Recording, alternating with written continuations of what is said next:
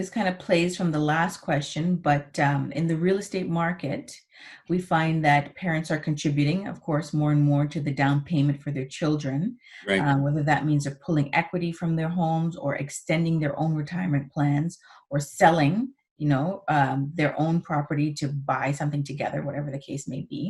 What kinds of pressures are parents facing, and what conversations should they be having in advance with their kids? Well, again, sitting down, looking at the big picture, right? And, what does this child need to move themselves forward? So it might be that, like you mentioned, they might want to do a equity line of credit and give the kids some money from that, or they might even want to downsize something small and have some extra money so they can give their child. So again, a lot of different situations, but I know parents really, I've seen it. I've seen my clients, sell or downsize in order to give their child some money to buy their first property. But again, looking at the big picture, maybe all the money shouldn't go to the child, because they might need some money to enhance their retirement down the road. So it's doing a financial plan, knowing what the needs are, knowing where you are at this point in time, and creating that plan forward to see the best scenarios. So it sounds like a financial plan is very fluid. You have to revisit it, and you have to,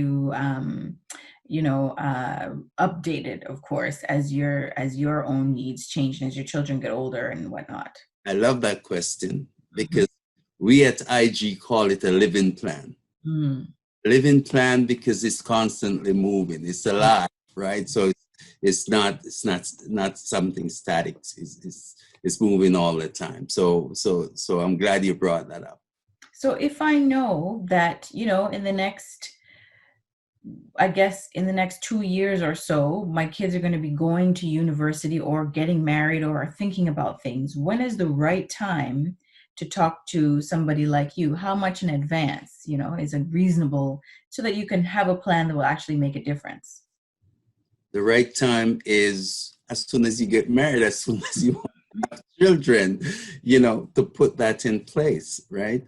Because, as soon as the kids are born, you have a good 18 years that you can save towards that education. And as you know, the RESP, the minimum the government will put in there is 20%, up to $7,200, but that's really good. That's a good amount as well. So it's as soon as possible, get a financial advisor, create a plan, and put all your goals in. And like you mentioned, goals will change along the way, but at least there's a plan there that is flexible, that you can change it as you go along.